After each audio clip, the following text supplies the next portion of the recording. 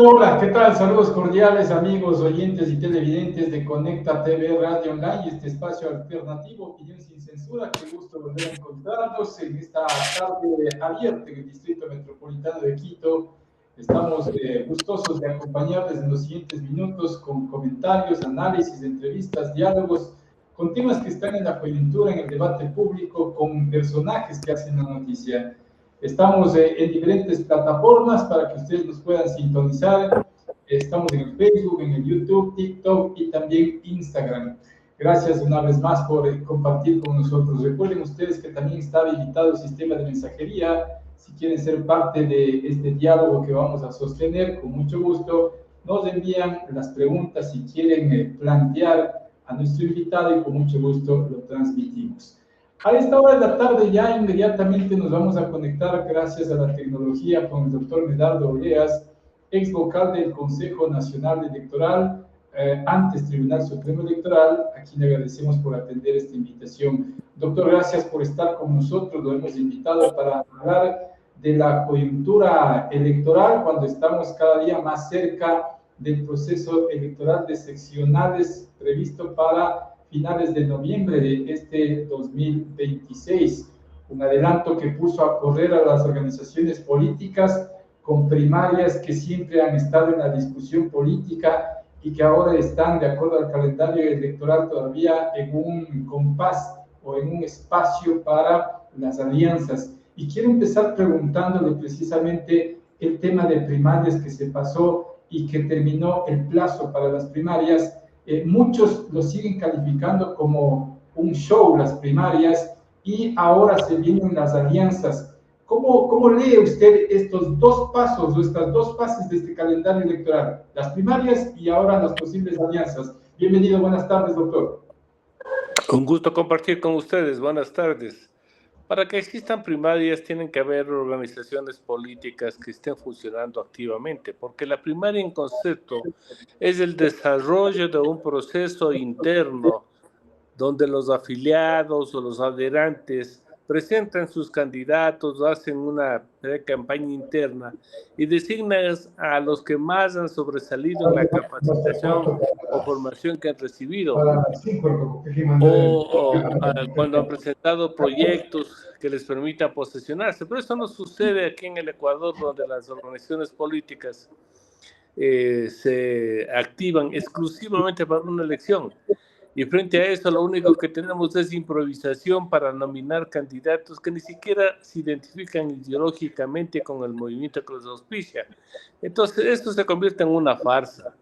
Desde el día de hoy vemos que algunas organizaciones políticas están cambiando de candidatos. Eso le demuestra que en definitiva no se realizan las primarias conforme a la ley. Y si estas primarias en definitiva resultan una farsa, doctor, ¿las alianzas vienen a hacer lo propio entonces? ¿Verdad? Para las alianzas es un poco más complicado porque ahora con la legislación, si hay dos alianzas, la votación se divide para los dos. Entonces no conviene a una organización fuerte aliarse con un pequeño porque le estaría regalando sus votos. Entonces por eso no va a haber muchas alianzas, porque antes, por ejemplo, la votación se dividía para todos en partes iguales. Ahora no, si hay una votación de 10 y 2 alianzas, entonces 5 recibe cada una. Y esto es peligroso porque en estas elecciones, organización política que no tenga el 5% a nivel nacional, que no haya sacado el 8% de las alcaldías o 10% de concejalías, simplemente es borrar los registros. Y en las provincias, organización política que no haya sacado el 5% también desaparece. Entonces ya se vuelve un poco más complicado, por eso no va a haber muchas alianzas. Ahora, en este sentido, la organización política que más se beneficiaría en este proceso electoral que se avecina, ¿vendría a ser el movimiento amigo que cobijaría la Revolución Ciudadana, doctor? Así es, porque el movimiento amigo está siendo utilizado por las candidaturas del correísmo.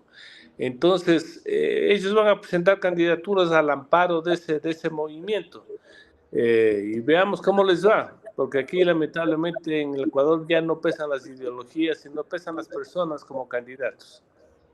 Ahora, doctor, ahora estamos con una nueva cabeza en el Consejo Nacional Electoral, se trata del ingeniero José Cabrera, que reemplazó a la ingeniera Diana Atamaín, que fue movida de ese espacio que venía manejando por mucho tiempo. Y cuando ella estaba de presidenta, se mueve el calendario electoral con un informe técnico argumentando el tema climático, pero ahora resulta que el fenómeno del Niño se va a adelantar aparentemente para el último trimestre de este año. El ingeniero José Cabrera habla de que se deben tomar las precauciones del caso. ¿Y qué lectura cabe aquí, ingeniero, doctor? Primero, que el Consejo Nacional Electoral violó la Constitución y violó la ley al adelantar las elecciones bajo un supuesto no probado de un supuesto fenómeno del Niño que iba a ser muy fuerte en el mes de febrero del próximo año, cuando vemos que el fenómeno del Niño va a llegar este año. Esta violación se hizo para favorecer a las estructuras supuestamente políticas que eran más fuertes y aprovecharse de la falta de unas buenas estructuras de las demás organizaciones. Y eso deja un mal predicamento, porque adelantar unas elecciones no se ha ganado nada, seguimos con los mismos defectos. Y eso ha desprestigiado aún más al Consejo Nacional Electoral y a la política en sí. Los ciudadanos ya no creen, y eso es peligroso, ¿no? en un país donde la democracia no es creíble, no es aceptable. Aquí en el Ecuador se dice que más del 85% no creen ni en los políticos ni en el Consejo Nacional Electoral, y solamente van a votar porque el voto es obligatorio. Y eso obliga a que las personas de último momento escojan a las personas porque le cayó bien, porque es simpático, cuando la finalidad de un proceso de elección es que escojamos a los mejores hombres cuya hoja de vida, cuya capacidad, cuya visión, cuyos programas sean los más adecuados para implementar en las ciudades que van a administrar. Entonces, se ha hecho un grave daño a la democracia. ¿Cabe una investigación en contra de la expresidenta Atamaín, doctor?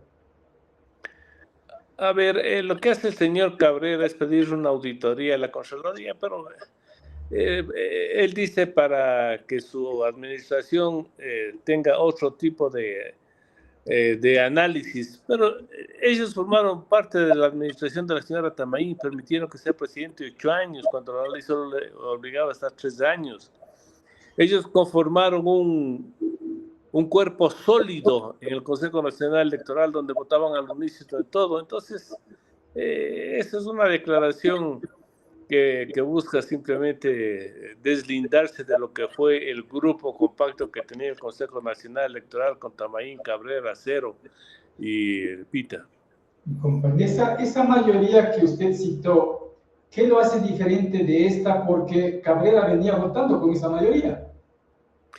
No ha cambiado nada, fue un cambio de maquillaje. Era tanto el desprestigio que tenía la señora Atamaín, que estaba afectando no solo al Consejo Nacional Electoral, sino a toda la democracia. Entonces, resolvieron los grupos que están apoyando al Consejo Nacional Electoral un cambio de cabeza, un cambio de maquillaje, pero se mantienen las mismas políticas, las mismas estructuras, y eso no garantiza un cambio, sino simplemente la continuidad con otra persona.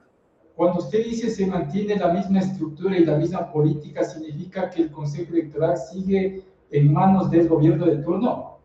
Sí, sigue en manos, y eso no ha cambiado, ya lo vimos en las primarias. ¿Quiere usted otro ejemplo? La señora candidata a alcalde por Centro Democrático ahora es de ADN, sin que haya primarias, sin que haya nada. ¿Cómo hacen eso? Si no tuvieran el aval del Consejo Nacional Electoral. ¿Se refiere a la señora Cintia Viteri? Sí, a ella.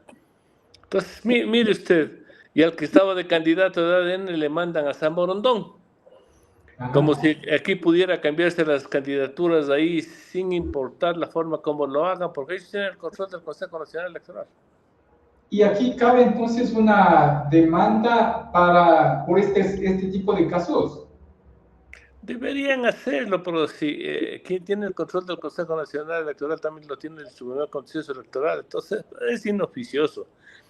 Ahora la única respuesta que podemos dar nosotros frente a esta incertidumbre es que los ciudadanos reaccionen positivamente, porque ya sabemos que está controlada la democracia, ya sabemos que nada lograremos con demandas o judicializando aún más toda la parte política. Lo que los ciudadanos debemos hacer es buscar de entre todos los candidatos a alguien a ver que le podamos dar nuestro voto, porque también deslindarnos completamente de nuestras responsabilidades cívicas es peligrosísimo para el país, para las provincias, para los cantones, porque ahora estamos, si no elegimos bien a un alcalde, vamos a tener conflictos permanentes en los próximos años.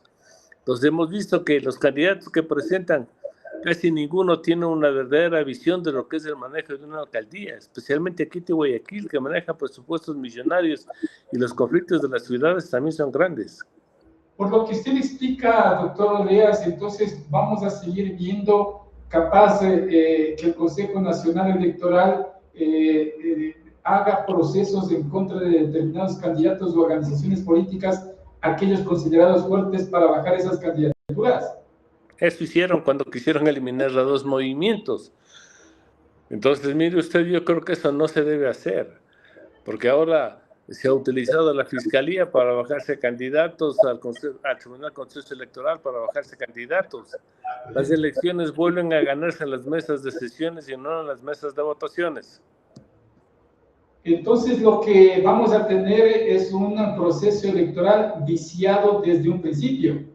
Está viciado, pero por eso mismo, como ya no pueden modificar los votos, ¿qué es lo que van a hacer? No van a controlar las inversiones que se hagan en la etapa de la promoción electoral y van a ver que los que realmente tienen dinero, que son las dos principales organizaciones, son las que van a posesionarse en contra de los pequeños candidatos que no tendrán tiempo de posesionarse en 14 días que dura el proceso de promoción, con el agravante de que si no se controla, vigila y cuida los ingresos del dinero, tanto el crimen organizado como el narcotráfico meterán dinero porque ellos quieren hacerse de las alcaldías por los sitios donde son los corredores para el tráfico de la droga y el almacenamiento de la droga. Eso lo sabe todo el mundo y no están haciendo nada. Entonces yo creo que es hora de meterle más control a todo lo que son el gasto electoral. Este gasto electoral entonces se reduce a dos organizaciones, el oficialismo y el correísmo, que son los que más dinero tienen y han demostrado una capacidad infinita de ingresar recursos. Y son ellos los que van a copar las redes sociales, porque el diseño que vamos a tener en las elecciones son utilizar las redes sociales para llegar a los ciudadanos formando a supuestos líderes que no dicen nada, pero que presentan buena imagen.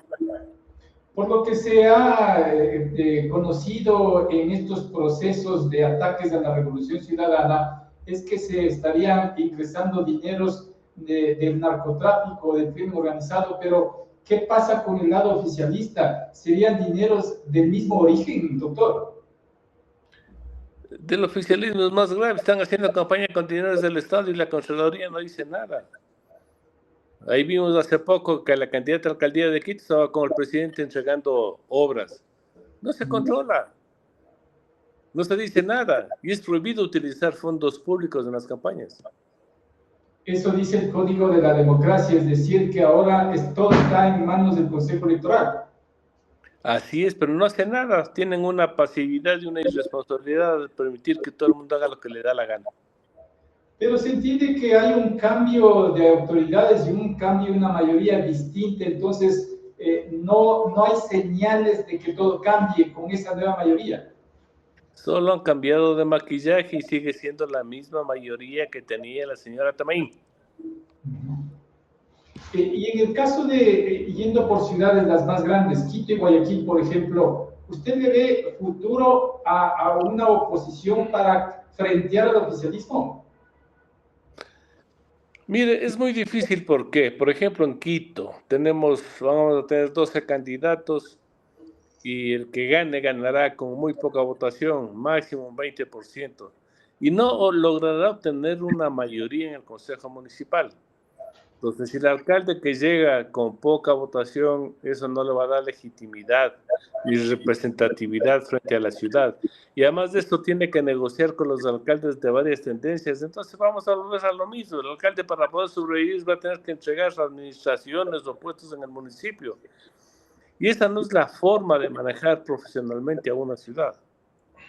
Cabe aquí entonces la propuesta de algunos sectores de que en seccionales haya un segundo balotaje.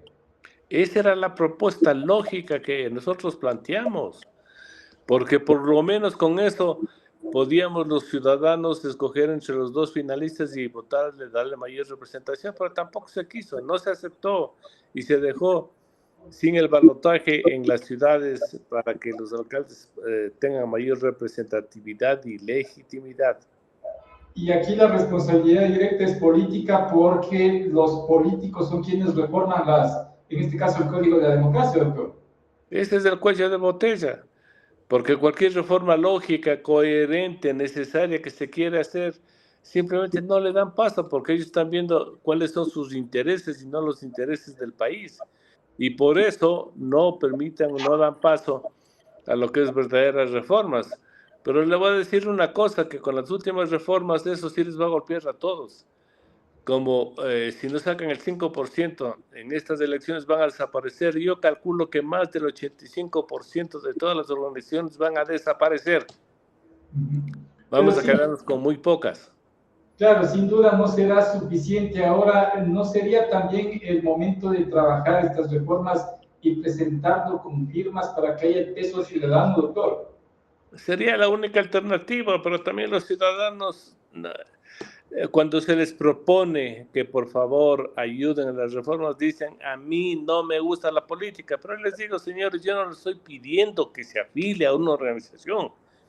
Le estoy pidiendo que como ciudadano active su civismo, su compromiso con el país y apoye estas reformas para que desde la legislación ciudadana podamos hacer los cambios. Pero es muy difícil y hay que recoger cientos de firmas, miles de firmas y no quieren financiar. Es una lucha cuesta arriba. ¿Cómo cambiar el chip de la ciudadanía a propósito de lo que usted cita, doctor? Con educación, motivación. El ciudadano tiene que darse cuenta que la política, si ha sido bien mal manejada, es por nuestra culpa. Nosotros estamos votando con una irresponsabilidad bárbara. De pronto dice, ve quién ha estado de asambleístas, pues si nosotros votamos. Mañana cuando vean cómo se conforma el Consejo Municipal van a decir, ve, ¿estos de dónde salieron? Salieron de un proceso democrático. Entonces, por eso hay que activar la educación cívica, democrática, ciudadana. No hay otra alternativa. Si los ciudadanos nos deslindamos de lo que son los procesos democráticos, nosotros mismos somos los afectados. A veces nos sorprendemos, como usted dice, de las personas que llegan a los puestos de elección popular. Allí no hay la posibilidad de que los votos que se depositan en las urnas sean manipulados por el Consejo Electoral. No, eso es seguro, porque nuestro sistema es muy seguro. Pero el fraude no se hace en la votación. El fraude se comete cuando se permite que el dinero de los procesos electorales se maneje sin control. Y cuando se maneja sin control, se copan las redes sociales y los que tienen dinero con sus expertos electorales cambian los conceptos, principios y hacen unas figuras políticas que ante la comunidad dice, es simpático, es buena gente y están votando por ese diseño de la persona, aunque no sea un ciudadano que esté preparado para administrar la cosa pública, ya sea como alcalde o como prefecto. Al final, entonces, el voto obligatorio definitivamente habría que repensarlo también, doctor, como en Colombia. Sí, eso he planteado yo, porque no es admisible que una persona sea forzada a votar si no se siente identificada con un sistema democrático. El sistema democrático debe contener la participación de ciudadanos que crean en la necesidad de la participación para la conformación adecuada de gobiernos, para estructurar adecuadamente lo que es la cosa pública con los mejores hombres, para que analicen adecuadamente si este señor tiene un perfil idóneo en preparación, en educación, en experiencia, en hoja de vida, y para ver si tiene muy claros los conceptos de cómo dar una solución a los problemas del país. Pero si me forzan a votar, pues yo voto por cualquiera, y ese voto por cualquiera con candidatos improvisados causa unos estragos terribles, comenzando con la corrupción, porque todos los que a último momento se prestan para ser candidatos y no saben nada que hacer, ¿van a qué? A cometer actos de corrupción. Pero la trampa nacería desde la misma Constitución cuando solamente el principal requisito es tener mayoría de edad, doctor. Exacto. Por eso hay que poner más requisitos. ¿Por qué para cualquier actividad o profesión se necesita conocimientos, menos para la política? Para la política el único requisito son 18 años. Usted para la tienda de la esquina no puede ponerle a una persona si no sabe leer, escribir, sumar y restar. Para la política no. Claro, miren lo que ha pasado con el chico dibujante. Exacto, aquí cualquier persona se siente capacitada para ser concejal, alcalde, ministro, cualquiera. Y por eso que fallamos, ponemos como ministros de salud a abogados, ponemos como ministro de energía ambientalistas. Por favor, improvisación por improvisación. Y esas personas al no estar preparadas tratan de alguna manera de hacer algo. Por eso fracasamos en la aplicación de políticas públicas, por eso no tenemos un sistema educativo que permita que los más pobres por lo menos tengan esa arma que le puede dar un Estado, cuál es la educación. Y después se quejan que haya niños sicarios, si están abandonados, no tienen libros, no les dan de comer en las escuelas, como sucede en otras partes del mundo. Y si no hay un país educado, no se invierte en educación, no logramos nada. Solo en el Ecuador tenemos universidades que son... ganan tanto dinero que pueden construir grandes edificios, pero las escuelas donde van los niños, donde se inicia la capacitación, para ellos no hay nada. Perfecto, con eso me quedo, mi estimado doctor, como siempre, muy importante hablar con usted sobre estos temas. Le agradezco por su tiempo. Ha sido un gusto compartir. Buenas tardes. Gracias al doctor Medardo Oleas, expresidente del desaparecido Tribunal Supremo Electoral, hoy Consejo Nacional Electoral. Hay muchos problemas que nos ponen precisamente para sortear los mismos políticos. Y digo nos ponen para sortear porque al final nos corresponde a nosotros, que somos el dueño de los votos, para ir a las urnas y castigar a los corruptos, castigar a los pillos, castigar a los políticos que en su momento tuvieron la oportunidad de estar en la función pública y no hicieron nada, o hicieron algo pero chueco. Se enriquecieron a costillas de los recursos públicos. Y ya nos identificamos a todas esas personas. Entonces, la responsabilidad recae en cada uno de nosotros para elegir responsablemente a nuestros gobernantes, en este caso de gobiernos locales. Porque la ley está diseñada para estos pillos, en definitiva. Echa la ley, echa la trampa, se dice en el hablar popular, y lo que acabamos de citar, la misma Constitución pone como el principal requisito tener mayoría de edad para aspirar a un cargo de elección popular. Y nos guste o no, se necesita de conocimientos para llegar a la función pública. No cualquier persona puede dirigir una ciudad o dirigir un país, porque son millones y millones de dólares del recurso público que se tiene que manejar. Y tampoco es lo mismo que un empresario exitoso del sector privado pueda manejar bien en la función pública. A veces eso también nos confunde los mismos políticos y nos citan esa muletilla de que es un exitoso empresario y por eso hay que designarlo de alcalde, de prefecto, de presidente de la República, y resulta que no es lo mismo manejar una empresa que manejar el aparato público. Hay muchas cosas que decir sobre este tema. Así llegamos a la parte final de este servicio de opinión sin censura a través de Conecta TV Radio Online. Nos estaremos volviendo a encontrar en las próximas horas, en los próximos días, siempre con más temas de tratamiento, de análisis, con personajes que hacen la noticia. Nos despedimos de ustedes en el control máster y producción de este espacio, Enrique Velasco y este servidor quienes habla, Jorge Ñacato, les decimos buenas tardes. Permiso.